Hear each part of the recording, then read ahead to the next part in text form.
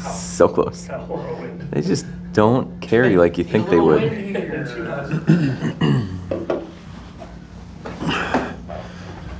Alrighty. Nick, welcome to the first ever podcast with Caleb Roller. Not kidding. With an audience. Yeah. Live audience. Yeah, I like it. All right, so Nick and I were talking the other day about the old days, and really wanted to kind of like share some of those stories with some of the people, obviously the new guys here. Some people do know some of the story. I would say even still some of the people that have been here for a few years don't even know everything that it took in my career or Nick's career that led us to here. So really just kind of I feel like it'd be best to share that with you guys because it might change how you look at a couple of OGs. Yeah. So how we got to where we're at, and we didn't just jump right into the office. No, it would never even cross my mind. So for a long time. Not for a long time. So Nick, why don't you kind of start by I don't know when did it start for you, your construction, and then kind of go through the timeline. I guess really when I was a kid, that was one thing I loved to do. My dad was terrible at it, horrible at building things. So even like building sheds and stuff at home, that was one thing that I just loved swinging a hammer. So I decided I wanted to learn more about it. I bought a book when I was 12 from Home Depot, the 1, 2, 3s of home building. I still have that book. Is when it came time to build a bigger shed, when they killed my childhood sandbox and poured concrete over it, I knew more than my dad. And it was a really big argument, but it was really fun because by the time we were done, my uncle came over who was a builder, and he's like, "Oh, yeah, you guys did a really good job. This is all right." And I just went, weird. It's almost like somebody knew what they were talking about. But I've always been like, I can't sit still, so I need to be doing something. And like framing, siding, all that has been very fulfilling because the other thing I like to do is at the end of the day, I can turn around and see this is what I've accomplished. I could always put a number on if my day was productive or not. So anyways, yeah, back to... Do you remember like at what point like tools became your toys? Yes. I was 16 and I went and bought my very own, not one that I had been given from my dad, hammer, because I was a broke kid that was in 3 sports and trying to work at the hardware store in town. Went to Harbor Freight and I bought a hammer and got a job doing drywall, and the first drywall nail that I pounded, my hammer snapped in half. So at that point, Steve, the guy I was working for, said, "What in the heck are you doing?" And I'm like, "I don't know, man. I'm just trying to..." He gave me a $100 gift card to go to Home Depot and buy tools, which was awesome because he didn't do that for anybody else there. Went and bought good quality hand tools, and that was the turning point because I knew like I'll always have the money to do this right the second time, so I'm going to buy the right stuff the first time. And sometimes I buy multiples the first time because they're fun and whatever. But really not having adult money in the construction game until I was in my 20s, that would have been the time where I started buying cooler stuff. I was working on job sites where they had sawzalls and bandsaws, but they were all corded.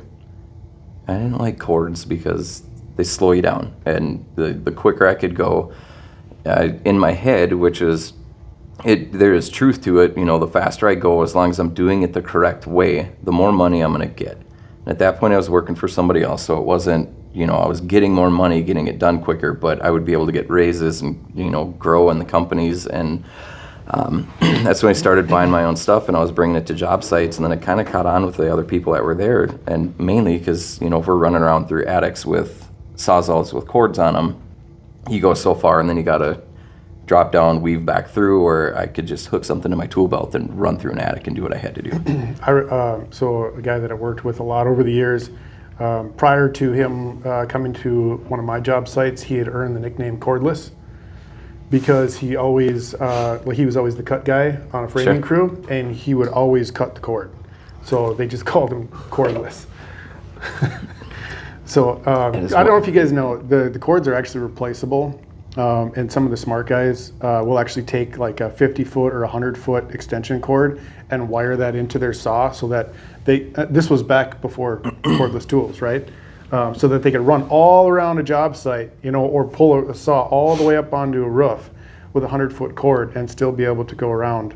I literally actually did that when I built my house. I took a 100-foot cord, brand new one, and I wired it into my saw. So because I actually got sick of dropping my cordless saws off the roof. They didn't make sky hooks on them initially, so now they got little sky hooks that you can peel out. Yeah, I don't think they had any sort of hook. Well, that's tools and everything, which we could probably go on and on about all the different tools that we've bought. I got some pretty good stories as well, but going back to like your start into construction. So first job you ever did was doing what? Drywall. Finishing. So I was working at the hardware store in Sauk Rapids, and the guy was actually buying all his mud from there. We ordered it just for him. We ordered it by a truckload, and we'd store it. He paid a little extra for storage, but paid quite a bit less for mud. And he was coming in all the time. And finally, I'm like, dude, what do you do? What does this entail? Like, I have summers off, we have sports stuff, whatever, but like I need to do more than make $7 an hour working at the hardware store. And he's like, come try it out. You can start on Monday. So I put in my 2 weeks notice and didn't show up on Monday and went to work for a different company. And that was the only time I've ever done that, because the next thing I had to do was go back into that hardware store and pick up mud for the guy that I was working for now. So learned a good lesson there. He wouldn't have cared if I wouldn't have showed up on Monday. I just needed to tell him, hey, I'm taking another job. And he would have totally understood. So opportunities were plentiful. Yeah. So he would have understood, and I kind of upset him, but it is what it is. Water under the bridge. Actually, when I was self-employed, they had me come and do a bunch of stuff at the store for them. So must not have been too mad.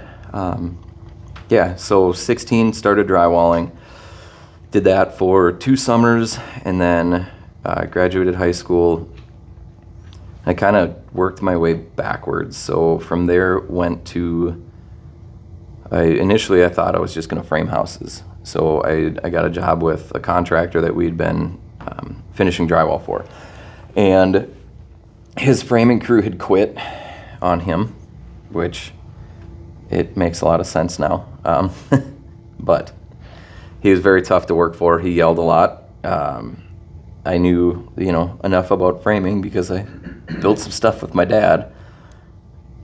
I couldn't wear a shirt during the summer. We ran. We got there at 7. We put on tool bags and we ran until 5 o'clock. We took 15 minutes for lunch because, he had it drilled into my head that if we stop and we eat, one, you're going to get tired, you're going to slow down, and you're going to get sore because you're going to stiffen up, which I don't know it any other way because I never tried. So took 15-minute breaks. We ate food and a little bit. It was like half a sandwich, and we saved the rest for the ride home. But the guy yelled. He's very, very angry. I think that was pretty common for framing crews. Yeah. Well, and then, the dude's got 5 kids, and at the time he had 2 sets of twins under 4.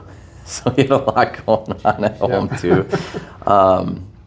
He pushed me. He knew how to frame a house, and everybody else was just, do this, do that, do this. Yep. Nobody knew anything, probably. Yep. So he had sent me off. The first time he sent me off, he handed me a blueprint, and I started building a wall. And it was a tall wall that we were going to stand up with a boom lift. And he came to check it, and I was like 3/4 of the way done with the wall, and I had one board in the wrong spot. I went to the other side of my line, and I remember him just flipping out, and he's swinging his hammer, just banging on it, trying to bust the stud out instead of cutting it. And he's like, God, I thought you were my guy. I had so much hope for you. I thought you were my guy. And right there, like something just, and I'm like, never again. Like, I have to be that guy. Like, this guy counted on me, and I let him down. And now I'm getting my butt chewed because I'm not doing what I told him I could do. Mm-hmm. And I just pushed harder. And for nothing, I mean, he paid me, but I think at the time, I started with him, I was making like $13 an hour. And after 2 years, I was making 15, and it was him and I, and we'd frame bi-level houses in 5 days. You know, Monday we'd get there, or have a coffee, talk a little bit, go over the build. We'd look at blueprints, we'd scrape off the block and start snapping lines, and by Friday afternoon, we're putting our last bit of sheeting on, cleaning up the inside of the house. Like, we moved. But yeah, even with how aggressive he was, the way he talked to me, and like, he said some choice stuff. And it literally wasn't, there was one time that I was like, nope, that's enough. He made a comment for whatever, he's just mad, he was offhand. I know he didn't mean what he said, but he made a comment about my mom, and I'm like, oh, I'm out. I dropped my tool belt and I started walking away. And he reached out and he grabbed my arm, like, where are you going? And I turned around and I just drilled this dude with everything I had right in the center of his chest and put him on his ass. And I looked at him and he looked at me, and we were both kind of like, oh. I'm like, I'm going home, I'll see you tomorrow. And I just left. I went home, I cooled off, I came back the next day, and he's like, hey man, hey, I'm sorry. I'm like, thank you. And he's kind of looked at me, and I'm like, oh, I'm not sorry at all. Like, I 100% meant to do what I did. I'm not apologizing for that. I'm not sorry. And he's like, fair enough, I am pretty hard on you. Funny story is, the first house that I ever built to completion, like start to finish and did everything in between, was my parents, and the first dude I called was him. He taught me everything. Mm-hmm. And the dude was angry all the time. He just had a framing crew quit on him. Probably because he was a little difficult to work with, but you know, he saw potential in me, and if I ever dropped below the bar that he had set in his head, he was trying to let me know. You and I had talked about that too with coaches and whatever, like the way they treat kids or how they used to, you know, they were hard on you because they saw what you were capable of. Yep. But they were guys, and they couldn't just be like, hey man, you know, I see a lot of potential, I see great things out of you, like, let's focus on this. It was, move, come on, run that gun, pop, come on, it just go. That's how we learned. Oh yeah, the whole time, you know, starting out roofing and finding new guys, young guys, because it's a young man's game. Right? Yep, absolutely. You ride their ass and you see how much they're going to tolerate, because if they walk off the roof either puking or crying or otherwise, we know in the first few days that they're not going to be a good fit. Yep. We only had one speed ever, and it was just go. It was full throttle. It's go time.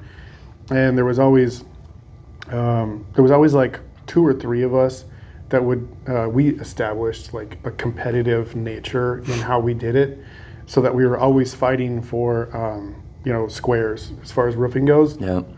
So the 3 top dogs would basically be fighting for squares because we get paid per square. That's how we divvied up, the deal. Yep. And like all of the new guys that would come along would just be, we called them like a bitch or gopher or FNG.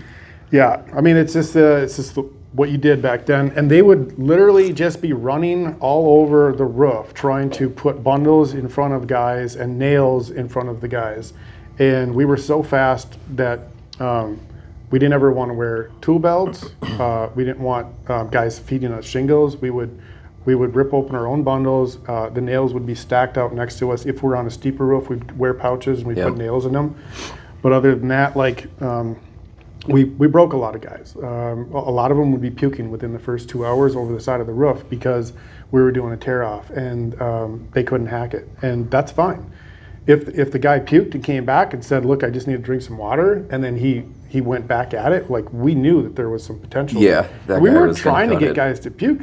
It's just your body is not prepared for that level of exertion. No. Going up and down a roof, up and down ladders. It didn't matter speed, how, the pace that we did, like our bodies knew it. You know what I mean? Yeah, and it didn't matter what kind of shape you were in. I mean, you could go to the gym, you could run miles. It's not the same as It's constant exertion. But I look back and all the guys that I did recruit and train and taught them a life skill, how many of them actually put themselves through college during those years and have gone on to do other things. My little brother, right? So like he was living out in Alexandria, pulled him to St. Cloud, and I said, "You're coming to live with me, and you're going to come work for me." And he literally put himself through college, and now he's working as like a finance director or some top, 6-figure income finance guy because he went to college on his roofing career, on what he learned from installing shingles. Other guys went through the St. Cloud Technical College. I mean, there was a lot of opportunity back then. As long as the guys continued to show up, and tried, you were on my crew. Yeah. We also didn't have the issue of cell phones and social media, or people are constantly looking at their phones. It's funny, there was guys that, because the MP3 and music kind of whole thing was evolving at that time. I remember there was a kid, headphones. there was a kid that was walking around on the ground on our roofing sites doing cleanup and stuff like that. And the kid, he would put headphones on, whether it was buds or like full over-the-ear headphones, and it was dangerous. Yeah. So we would intentionally throw something at him. Yes. We would intentionally throw something at him that wouldn't harm him to let him know, like, look, you can't wear these. We told him, but he still would wear it because that was just his thing, right? He wanted music because he needed something to keep him like in the game. We had our music up on the roof. Mm-hmm. It wasn't the same for him, and maybe he didn't like rock music. I don't know. Maybe one of the guys was listening to EDM that day because we had an eclectic group of roofers. But there's a lot that can happen. I mean, a bundle of shingles slides off the roof. Where's it going to land? Right below an eave. Where are you down picking stuff up? Right below an eave. You don't hear them guys yelling. Yeah, you can't. I mean, our radio has tumbled several times. That's why they make them in cages, right? So that they could fall off the roof and get back up, right? So those things, several times they tumbled and fell off. Other things are, extremely sharp, like a valley. You got a 10-foot piece of steel with like sharp live edges. Like they didn't all have the hemmed edges on them back then. Some of them had just straight sharp edges. I got a big gash on my knee to prove it. Yeah, the bottom edges aren't hemmed. I mean, that's just sharp. And which way is it going to go down? It's not going to fall and flutter. It's going to come straight down if it's sliding. So how long did you do framing for? I framed with him, I think 3 years. It would have been, when did we go to Texas? 2008. So I framed with him for 3 years, worked with a commercial contractor doing framing and finishing, actually. So the next step was tying the two together. Worked with the contractor for a year, and then went down to Texas after Hurricane Ike. Okay, what did you do down in Texas? A lot of everything. Most importantly, didn't get paid. But we learned a lot. You were young and you took an opportunity to leave the state? Yep, to go down there, and it sounded great. There's a potential for a ton of money. We just never really saw it. But down there, we were running crews. I was a jefe. I was running around making sure guys were where they're supposed to be, making sure they had all their materials, making sure the roofs were done right. I was, coordinating quality control, job supervisor, all in one. And then smaller stuff, that we didn't need to necessarily find a crew for, siding fixes, soffit fascias, that kind of stuff. I was running around doing all those things too. Okay, so you started to learn some of the other trades as far as exterior. So the other trades, because when if we didn't have another house to frame, so the guy that I worked for subbed as a framer but also as a builder. So if we didn't have more framing to go do, that's when we would go shingle the house, and we'd house wrap it, and we'd put windows in, and if there wasn't a siding crew coming, we'd side the house. And if the siding was done and it was raining, well, the insulator got canceled and we got to go stuff all the walls. It sucked, but I learned a ton. When that dude taught me everything I know, I'm not it's not a figure of speech. Like, he taught me everything from the ground up. I learned how to do block work from him. So, and this, I'm assuming, was in like the early 2000s Yeah. or mid 2000s? Yep, early 2000s. Yeah. Okay, so early 2000s. So, a majority of the new construction rush was Yeah. in that early 2000s. Yep. So, and that's the whole time when I was doing new construction roofing and other new construction stuff, right? Because there was more of a need for guys with the want and the desire to wear a tool belt and like to do installs back then than you could fathomably get them done, right? So I remember we had to do 2 to 3 new construction roofs a day just to keep up with the demand back then. You know, and there was certain framing crews at the time too that were doing split level homes. They were building them in a day, you know, and so like those guys would build it and then we would roof it the next day or whatever. Right? It was, dude, I mean, it was crazy. Yeah, it's not unimaginable. You know, a decent sized crew. You know, if 2 guys were doing them in 5 days, imagine what 8 would do. Yep. Yeah, they'd cook. Oh, Yeah, it was 6. I think it was like 6 to 7 guys. Yeah. Where just I think buzzing. 3 of the top guys on those crews had a majority interest in the income of the company, and so it was kind of the same way that we did our roofing crews. 3 guys had a majority interest in the finances of it. Everybody else was just laborers, general laborers. Yeah. Which we were too. We were just setting the pace. You know what I mean? Yeah. Guys that could put on 4 to 5 square shingles an hour all day long. So It's moving. Yeah, it is. I don't think I've ever been at that pace. I think I could hit 3 in my prime, but that's without a feeder. But I didn't roof consistently, you know. Right. No, it's not that glorious. No. No. Oh, you broke your back harder than the other guy. Nice. High five. Right. Yeah. Okay, so speaking of breaking your back, do you have any like injuries or anything like that? Any stories? Shoulders. Whether they're you or somebody else. Yeah, shoulders, knees, an ankle. I took a spill down the steps off of drywall stilts, and I tweaked my hip pretty good. Didn't break anything, but I pulled pretty much every muscle from my shoulder down to my calf, and there was some ligament damage and stuff. Should have been like a 3-month recovery is what they told me. I took the rest of the week off, and I was back on stilts the next Monday. Hospital, have you ever get sent to the ER Yep. or anything? Yep, that one. That one? Yep, went in for that. And that's funny, is they stuck the needle in for the IV, and it went, and blood went everywhere. And the guy's like, "Oh, you're kind of dehydrated. Your blood's really. Well, it's just weird. What have you eaten today?" I'm like, "I had a granola bar." And he's like, "What about last night?" I'm like, half a handle of Morgan. He's like, that would do it.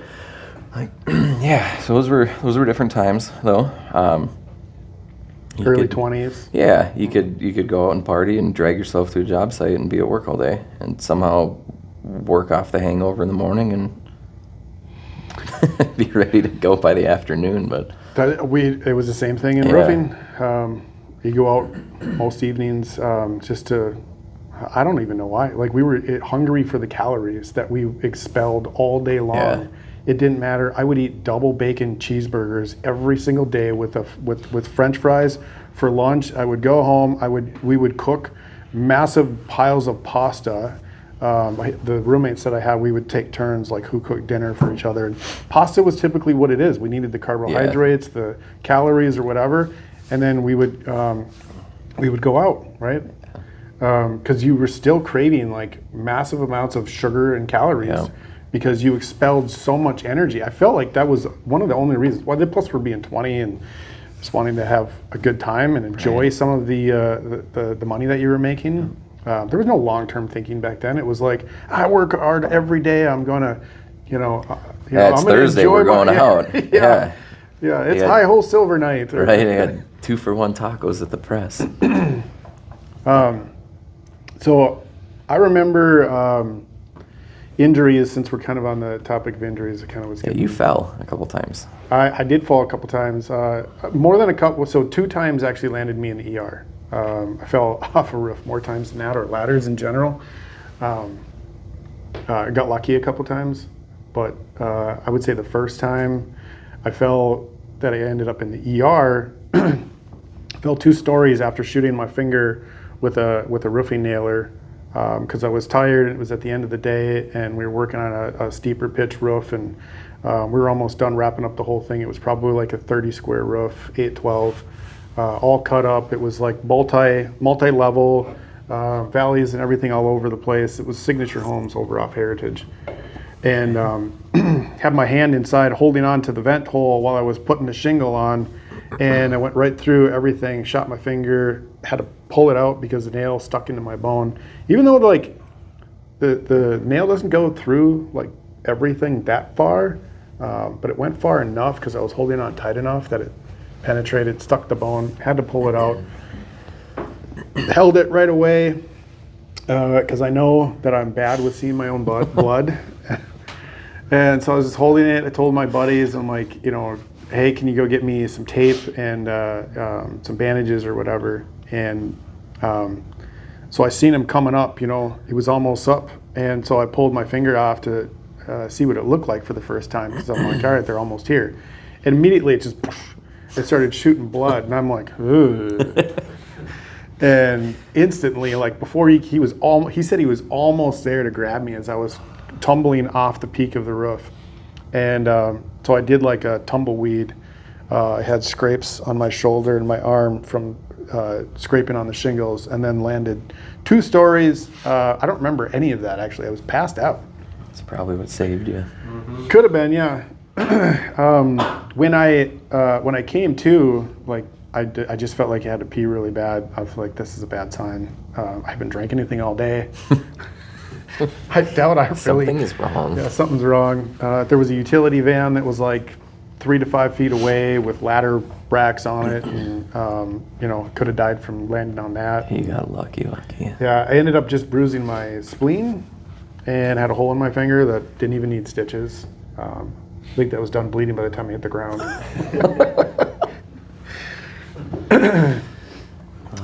So yeah, I got to hang out with my mom for a week. Nice.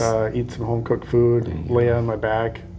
It sucked because all my buddies were out making money. Honestly, that was the way I looked at it. I'm like, all my buddies are out making money on all these roofs. They're getting my share because I'm not there. And I'm going to come back and they're going to have all these stories and blah, blah, blah. All I wanted to do was be there to work, make money. It was like all my energy was in that back then.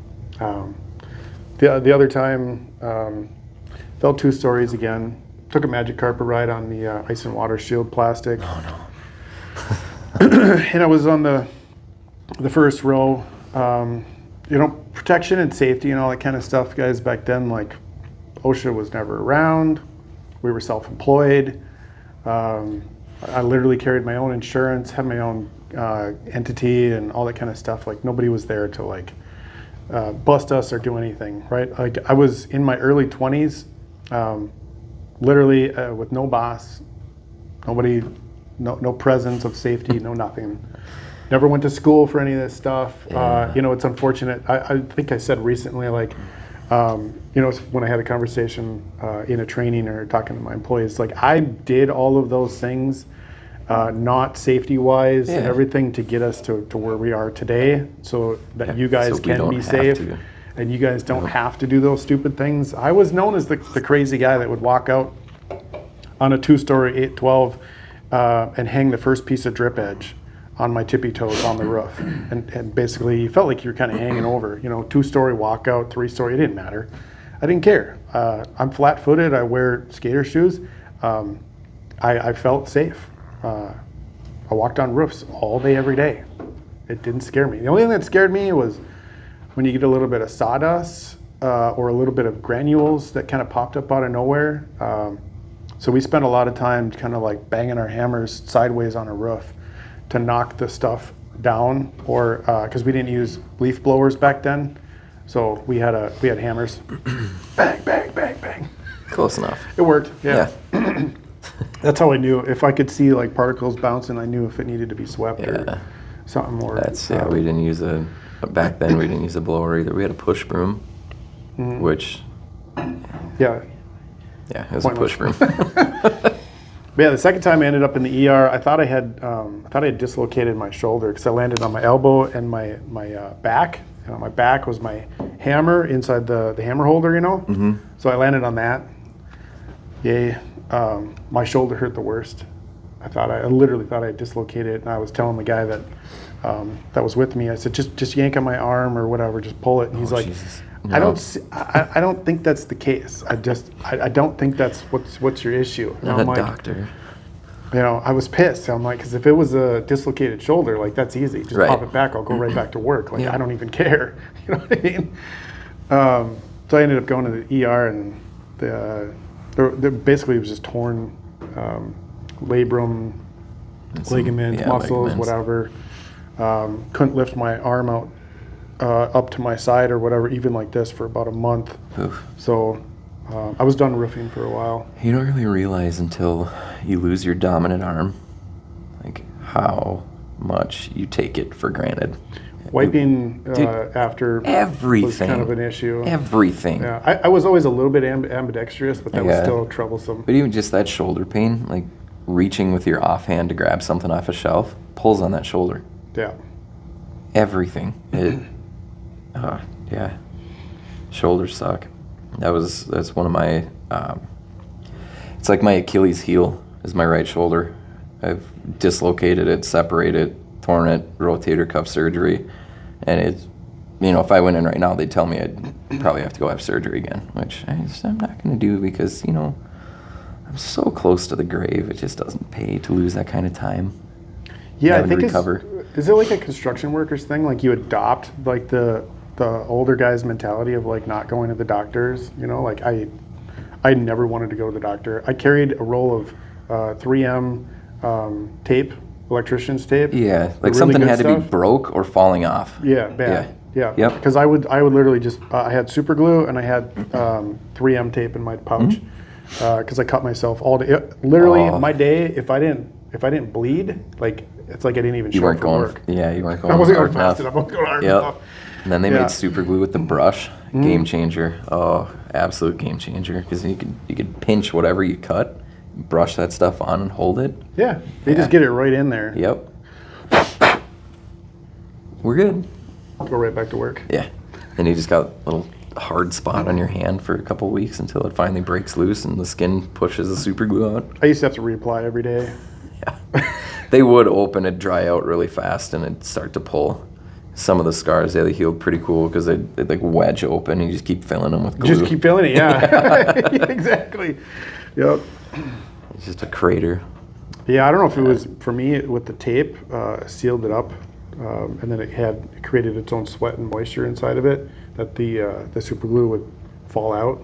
Yeah. And it needed to be your skin would reapplied. turn like white. It would turn around white, it. yeah. Yeah. Mhm. Yeah, but I never got infections or whatever. Like, I don't know that I know of. Probably nothing major. Yeah. Anyways. I mean, if you did, you just kind of squeezed on it a little bit until whatever came out, and then you put some more super glue Yeah, on it. yeah, Because exactly. the super glue has alcohol, so it's gonna get rid of it. self-cleaning. Yeah. Yeah. So career-wise, then you were doing some interior stuff, and like you went to Texas. You started to learn some other trim and other trades. I know you have spent some time doing HVAC. Yep. So came back from Texas, took a job with another local company, but it was not local work. First time around, because I didn't learn my lesson the first time I was there, and I went back after a couple years. But I spent 3 years with them, and I was working through their apprenticeship program, getting hours in towards my master gas license. Learned a ton again, but having knowledge with framing helped a ton. It literally advanced me immediately in that career because, one, I knew how to read blueprints, and going from like stick framing to a mechanical drawing, if you can read one set, you can read all of them. So I could tell guys where everybody else's stuff was supposed to go. If, we were making chaseways for ductwork, building soffits, whatever, I could do it in, minutes to the hours on what other guys were doing. So yeah, my first go around there, within a year, I was a right hand, and I was handed a job, got tired of the travel, took a job back home, and then ended up going back on the road with that company. Like, this wasn't the point, and the money was way better at the other place, so I went back. Spent another 2.5 years there, got my EPA license. Was doing AC, charging, all that stuff. Got my gas license, and I literally could run an HVAC system from the ground up, rooftop units, everything, elevator runs. It didn't matter. Setting grease ducts, like, they would throw me a building and I could build it. Then though, that came the point where I had kids, and my oldest was starting school, and it got to be a lot being on the road. And that was when I made the decision to, because I was doing side work. We'd work Monday through Thursday. We'd hit 50, 55, 60 hours by Thursday afternoon. So I was home Friday, Saturday, Sunday. And I was doing side work at home, doing, remodel stuff, siding, whatever. And I was making more money in 3 days than I was in 4.5 on the road. Cash jobs, yeah. Yep. I remember cash jobs, man. Every Saturday I could do a cash job. Yeah. Was amazing. We actually, so as roofers, it was different. I think maybe for us, I wouldn't work a Saturday unless I was making $1,000 cash, because we could still do the work for cheaper than what a local contractor would. Mm-hmm. But between me and the 2-3 guys that would show up, we had to guarantee that everybody was going to make $1,000 cash of the major, the key players or whatever. And we'd knock out a roof in a day, tear it off, reshingle it on a Saturday, clear $1,000. Yeah. Every single time. And it was, like you said, I would make maybe $1,200 all week long. And then I'd go work a Saturday and I'd make $1,000. Yeah. In 2 days on a weekend, you could double what your week's paycheck was. Oh, we did it in a day. Well, if I did, yes. Okay, yeah. If I did. Yeah, we could never do back-to-backs. Yeah. There wasn't that many homeowners that were wanting to take a chance on some guys working out of the back of a hatchback. Right. You pull up and say, hey, you guys got a ladder? I got the tools, I got everything else, but, could really use your ladder. Yeah, but that was the turning point, I guess, when I made the decision, I got to make a change. I've been punching a clock for somebody else my entire life. Mm-hmm. So I went in and said, hey, I'm gonna go off on my own. I'm gonna do what I've been doing for a long time. I really appreciate the opportunity, and the HVAC supervisors, because there was 2 of them, because it's a giant company, both of them called me if anybody's gonna do it, it's gonna be you. So good luck. If it doesn't work, give us a call. We'll always put you back to work. We'll find something for you. And I left, and I never looked back. So that's when you started Keller Construction? Yep. Did some framing, built garages, did a lot of windows. Tom actually came to work with me for a bit. We did some siding and a whole bunch of windows, and I'd like to say that's where Tom learned everything he knows about roofing and siding. Yeah.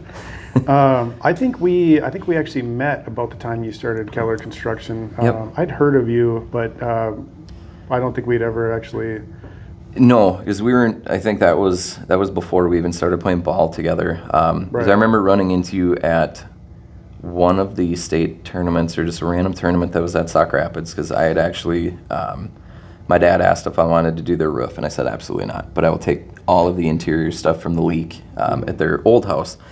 And I called Joe Thompson, and I said, go sell him a roof. Mm-hmm. So Joe went and sold him a roof. And then there was some confusion of what O&P was, and my dad being my dad. So Yeah, but I ran into you at the tournament. You're like, don't you do that? Like, why don't you want to do the roof? I'm like, because it's a roof. I'd rather not. The easy money's on the It inside. was 2-layer tear off. I know why you didn't want to do it. Yeah, because I put the second layer on. Of course I didn't want to go do it. Yeah, I wouldn't be there. No. And I built that barn in the back. I knew how steep that roof was. I just, no. Because at the time it was just me. Yeah. So I was taking the easy work, the quick, easy money. And, the other side of that was you guys did the roof. He's got a warranty and he's got, somebody that he can call back on. It was so early in my stages that, if something goes wrong with that roof, now I got to leave my next job to come back and fix his roof. Like, I didn't know where I was at. Like, I felt like I was going to make it, but it was so new, I was unsure. So yeah, you guys came and did the roof. I took care of the inside stuff, and that was kind of what sparked our next conversation that we had, because we started playing some ball together, and then I'd subbed a couple jobs from Oberg, a window job and I think a siding job or two, and you grabbed me a ball one day and you're like, I didn't know that you do like everything that we do. And I was on a Monday night, we sat down on a Friday, and it was, where do you see yourself in 5 years? All right, what's it going to take to get you out of a tool belt? And we had set a date, and then the date got pushed back, and Like 6 months. I realized, because that was like the middle of COVID, but I realized at that point that it had already been a year since COVID hit, and what was happening wasn't, I'd guaranteed them that I would do certain jobs, and there kept being like, hey, this, the material, Yeah. so they're feeding me stuff in between, and finally, I haven't even seen this job. They gave it to somebody else. They're just throwing me other stuff to keep me here. So, yeah, eventually I called you. I had to leave a job site to grab material from a different job site because they didn't have enough stuff there. And I was dealing with manpower issues and whatever. And I remember calling you in the middle of the day. It was probably right around noon. I was like, dude, when can I start? Like, I'm done with this. And you're like, I don't come in after work. Yeah. So it was a Tuesday. I came in after work, and I sat down in your office, and the phone rang, and you ran out. You were talking to the original production manager, and came back in. You handed me a sticky note and said, go. That's all she wrote. Now I'm here. Yeah, different times. Yeah. Too busy even to really say, hey, this is like, this is how to do your job. It was like, this is your job description, figure it out. Yeah. And I knew you would. So we purposely found a way to give him a title that had the acronym SOS, Sales and Operations Support, because that was a huge need that we needed at the time. Was somebody that knew everything in between, like sales and production and the quality of work and like what it takes to put together scopes and bids and all that kind of stuff is something that we were extremely lacking on at the time. So yeah, that's why it was SOS. One of your things too is that you were trying to run a company, grow a company, and essentially when I came in, I fielded a lot of just the day-to-day stuff that you had to deal with, because there wasn't somebody here that had that kind of experience to just look at something and throw a number at it, or this is how it gets done, this is how it gets fixed. Yeah, I didn't want to. I didn't have the time to keep getting the same question like over and over and over. Well, yeah, like how many Hey, nails? I'll find this how guy, many he's nails got did the time. guys put in a shingle and like? I mean, it was Yeah. What color of accessories do we put with this color shingle? Like I needed to create processes and systems, and I needed to spend the time working on that stuff instead of fielding the questions. I needed to build the things that solved for all of the questions and hire the people. So that was, honestly, I looked at you as like a person that knew, as much, if not more than me in some areas around the general residential construction, interior, exterior, the whole 9 yards. So yeah, because that turned into, I was doing like decks and some remodel sales, helping out with installs, a lot of sales questions with estimates and bidding, and I think that lasted, that was December. By May, my job title hadn't changed, but I was given the opportunity to take over scheduling all of the siding while doing the other stuff. Which again, I mean, in like career-wise, it was growth. It gave me another challenge, more headaches, but it was something to try to fix. You know, hey, this is broken right now. There's one guy doing it, and he was a roofer. You know, he's a great roofer, knows a ton about roofing, but he wasn't a sider. So, you know, where he's looking at things, trying to like even just order materials, I can look at pictures and tell you that, hey, we're missing this. You know, so it was easy for me to take that on. And then running crews, which again is something I had done before, it was an easy transition. And then we were hiring more people out in the field that could take over me having to leave the office to go do an install. You know, more knowledgeable people that had a wider variety of skills. So it was a daunting summer of 22. We were very busy because that was right after the storm. We were running, you know, we had crews that were putting on 20 squares siding a day. So trying to keep up with them and make sure that everything was scheduled, and it was kind of a nightmare, and I was flying by the seat of my pants, and I was putting in a lot of long hours, but yeah, ultimately that's what put me in the office that I'm sitting in today. So thinking back, like how many years you've been doing it since you were 16 then, would you consider? Yeah, 22. 22 years.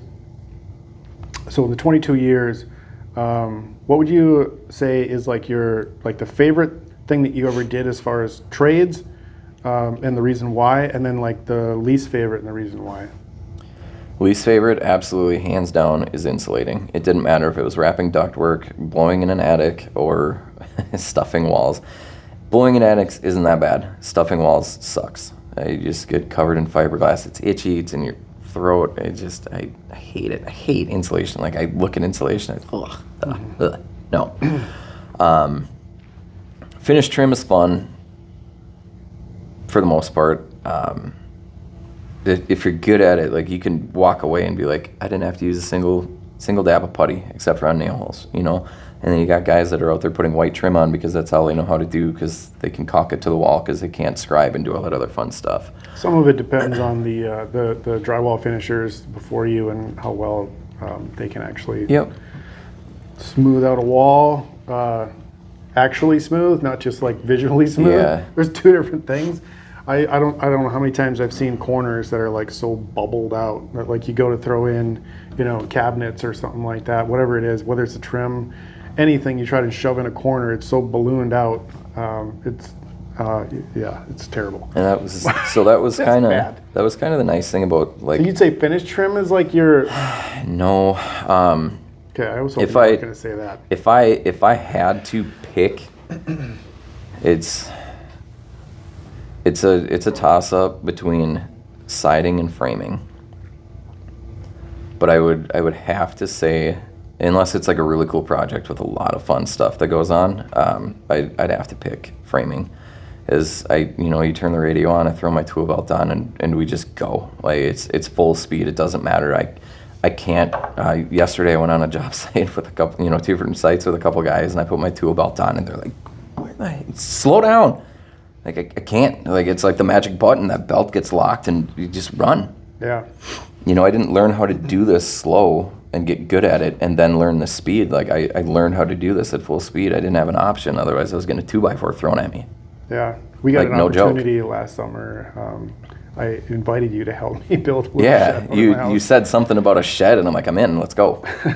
Yeah. It wasn't even an invite. Great. I started like pushing you, like, when are we doing this? Like, I want to go build something.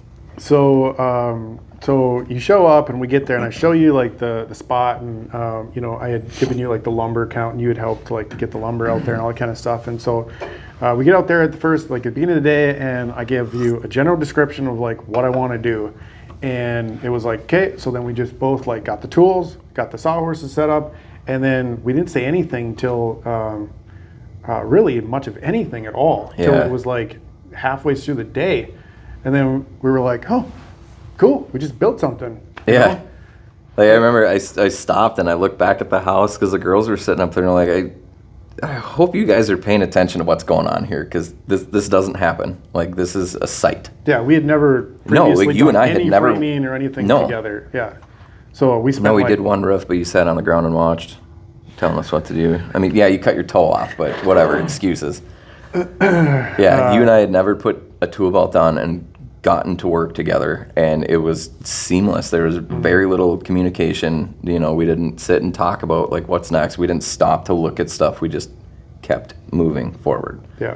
Yeah, it was great. You don't get too many great. opportunities like It was that. It was magical. magical. Yeah. No, because literally you don't get opportunities like that where you can just like work with somebody who knows the same level of knowledge around doing something, and it's because the building code and the way like building is established. You can get there to a guy, and you just have the same speed, the same quality, everything. It just boom, it just happened. So it was pretty cool. Yeah. Okay, so between framing and siding, so how much time did you spend in each? I guess as like a job, to give some context. Framing, so as a job, 3.5 years. Siding would have been roughly the same, 3 to 4 years. And then once I went off on my own, I did a ton of siding. That was kind of my bread and butter, because it was, you know, if I didn't have anybody with me, I could do it myself. I could set up ladders and planks or pump holes, whatever, and I could run jobs by myself. I'd get picky if I had to and do, you know, like ramblers, single-story houses, whatever, where I could work off a plank 2 feet off the ground to get the high stuff and just work around the house and still get them done in a couple days. But yeah, 2020, 2021 was mostly siding and windows. There's a couple garages that were framed in there, but that was, you know, a week here, a week there. So what I want to do is provide additionally a little bit of a message for some of the youth, potentially some of the kids that are thinking about getting into the trades, to give them some insights as to what are the things that drew you to it, whether it be the money, the freedom, the work. Some people, like for me, it was a collection of things. Like I would get done with a roof and I would transform somebody's house. Like it previously had like those potato chip 3-tab organics on there that just look like crap. And by the time we got done, we completely transformed it with the color and everything. And like I could look there at the end of the day and go, I did that. Oh, dude, that's the most satisfying thing ever. But you know, at different times, like it started out for me, it was more about the money, because when I was 18 years old and I got onto a job site and I was making $300 a day, that was like the thing. Yep. At the end of it all, it wasn't $300 a day. I kind of had to do some trade over a vehicle and some tools and that kind of stuff. It didn't end up being what it was, but that's what it was stated to be at the beginning, which it wasn't too far off. I'm not gonna lie. I was in it for the money to begin with. Or like the freedom, right? So the freedom for me, I was like self-employed. I was able to be my own boss essentially from the age of 21 on, for the most part. I had a couple jobs in between. But then the freedom that it allowed for my weekends and my planning of my life, and then wintertime to be able to do what I want to do. I think I didn't have any college debt. There was a lot of different freedoms and things that it like created for me. So as far as like the youth, like from your opinion, between the three, can you talk about what's like the greatest thing that kind of like drew you in and potentially kept you there as long as it did? I mean, money's always a factor, but you know, like you said, when you and I were coming through, it was a whole different pay scale than it is now. You know, my first, drywall, I think he started me at $9 an hour. So I told him, like, you guys got to make more than I'm making here. Stupid. But within like 2 months, I got a raise. You know, it's just, it's one of those things, you got to go in, you got to prove yourself. Like I came into a trade that I knew how it worked, but I had no skills. Zero in that trade.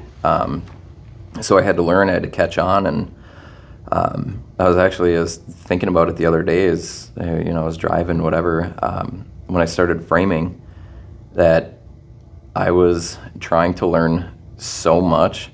Like I was looking, I was at my parents' house and I was walking around and going, like trying to like see through the sheetrock of like how everything should be built. And I was crawling up into the trusses, walking around, looking around, just like, okay, well, this is completely wrong, but it was a different code back when the house was built in the 80s than it is now. But like I was researching, trying to get good at it. To say we were doing it for the money back then, yeah, you could jump in and make more in the trades than you could getting a job somewhere else, but Paid better than McDonald's, right? 100%, because I think minimum wage at that point was like 5, or it just got bumped to 5.25. So there, I remember there's people that worked at like paper plants, like Merrill or whatever. Yep. There's people that worked at fast food, delivery drivers. I worked at pizza or Godfather's Pizza when I was in high school. So those were some of like the possibilities. It was either that or like you knew you were going to go to college, and you had some other plans. You know what I mean? Beyond that, as like teacher or engineer or whatever. So, and that was the thing too, because I went to school. I got my associate arts, but I didn't know what the heck I wanted to do. My long-term goal, I guess, is that I knew I wanted to build things. I went to school essentially just to appease my mom. So I think that's a good thing to touch on. So like, I actually had no clue what I wanted to do either. Yeah. I knew I enjoyed working for the benefit of money, which created freedom, right? That was like always the thing, right? Even though like the whole time growing up, everybody in culture and your parents tell you you can be anything you want to be. You just gotta like, apply yourself. Yeah. Well, like, I didn't know that was going to be like roofing contract. I'm not going to be a doctor. I can gut a deer open. I can shoot animals and do all that stuff, but nope. Like if I cut myself open, I'm totally fine looking at it, playing with it, poking at it. I'd have passed out, seen your foot. I can't do that. So I knew the medical field was not for me in any way, shape, or form. My dad worked at the prison growing up, so I knew that I absolutely did not want to do that. And yeah, I had fun building things. I played with Legos all the time as a kid, and it was never kits. I just had a bucket of Legos, and I would build whatever. Found an erector set in a dumpster one time, took it home with no instructions, and built this entire carousel. Not carousel. What's the big round one? The spin. Jeez, Ferris wheel. Thanks, guys. I built an entire Ferris wheel without instructions. The connects, yeah. Yeah. So I knew that I wanted to build things. So basically, I would say like, if you don't know what you want, you might want to make your parents happy, get your 2-year, get that out of the way, because at least you applied yourself. But there is opportunities for kids as young as 17 that are fresh out of high school that want to work in construction. We're not looking for roofers anymore. No. I would say that there's so many opportunities out there right now, especially for young people to come in and learn. So that literally was like the greatest thing. So I didn't know what I wanted to do, and I wanted to try a whole bunch of different stuff. If I knew what I wanted to do and that was my first job, I'd still be slinging mud right now. Right. I'd have 20 extra surgeries, I'd have a back brace on, but I'd still be doing drywall. I knew that I wanted to do something like physical labor. I was born to work with my hands. I just didn't know what. But the beauty of this game is that people will literally pay you to teach you. To learn. Like everybody that I've worked for has paid me for their time to teach me how to do this, knowing ultimately that the end goal for the majority of people that come into the game is that they want to go off on their own, they want to do it on their own someday, because, it's just what guys do. And even if that's like the one part about that you look as the advantage, that's fine. But being able to like build a shed in the backyard, the amount of money that you save by doing it yourself, and knowing the materials and the quality or whatever that goes into it, can save you money so much money over a lifetime, right? Yeah. Just being in the construction trades, you learn so many other things. Like you said, you learn framing, drywall, HVAC. HVAC, plumbing, yeah. Electric, probably A to little some extent. bit. A little bit here I and there. just don't. Everybody I don't messes with a little bit of electricity until you get like zapped or something Yeah. doesn't work, right? You got like 2 switches on either side that are supposed to like work one light and they don't work. I did that in my dad's basement. Unfortunately, sorry, Dad. I know it still doesn't work right. I was actually subbing siding a house for you guys, and I was on the phone talking to a guy about health insurance, and I was trying to take an outlet apart. And I should have, because like I knew the guy is a mutual friend of ours that was working on his house. I could have just walked inside. He wasn't home, but I knew where his key was. I could have walked inside and flipped the breaker. And instead, I'm like trying to be careful unhooking it. I got zapped so hard.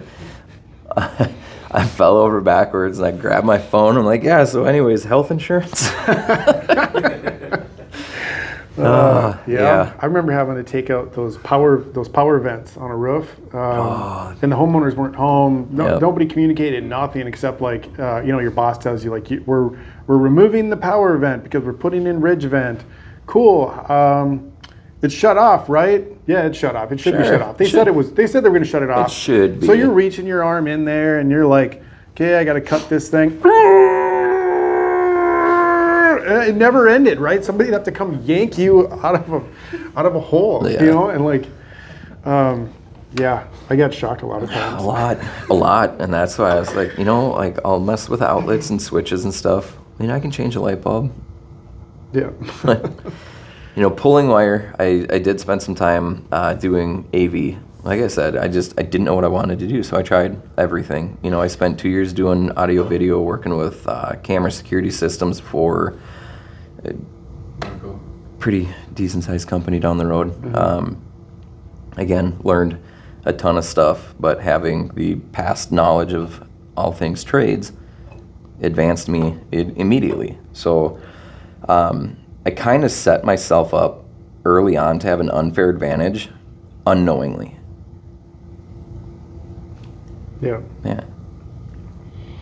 My only unfair advantage is, I think I would just say resilience to work hard got me through 15 years of trying everything, really ultimately always falling back to roofing because it was the thing that I was really fast and really good at, and I enjoyed working outside, and I enjoyed the end result of transforming somebody's house in a day. Yeah. Ultimately, like that was the biggest thing. You become for anybody that ever starts working at a roofing company, it doesn't matter what position you're in. Once you've been there for, I think it's about, I usually start hearing stories at about somewhere around a month in, that when you drive around town, you can't help yourself but always look at roofs. You're driving back from it's the always supplier it's always a thing, right? So like you start in your training and you start starting to understand like a little bit how roofs are constructed and what they look like and what old roofs look like and what new roofs look like. And all of a sudden you're driving around and you're always looking at roofs, man. It's just a thing. When I did a lot of cool stuff too with some older houses, if they didn't have overhangs and stuff like that, if I was doing the roof and the siding, we'd put actual overhangs on them, and you'd dress up like a 70s house and make it look newer. It's a little harder driving by to go, yeah, that's an old house, unless I worked on it, because there's a lot of people that did that. They're adding aluminum soffit and fascia, putting overhangs, eaves, all that, where they really didn't have them. I try to avoid driving through like the heart of Sartell at all costs, because I get distracted very easily. Like, oh, built that house, sided that house, put windows in that house. Yep, did everything there. That guy was mean. Yeah. Okay, I think we're running out of time. Yep. So I'll give you an opportunity to potentially ask me one question that you think maybe you do or don't know, or other people should know. What keeps you coming back every day? Because there's days that are really good and there's days that are very stressful.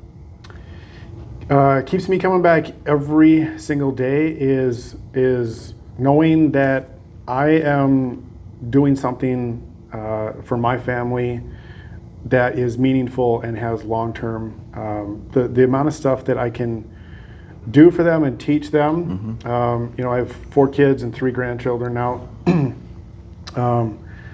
Doing something that I think wasn't really there for me when I was growing up. I want to create a good life for them, and not to say just easy, right?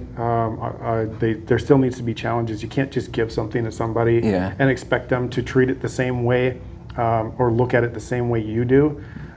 So with the challenges, with the ability to like look at something with appreciation, and but it is the ultimate goal. So you always want to do better than the generation before you. You know, you want to give your kids a better life than you had.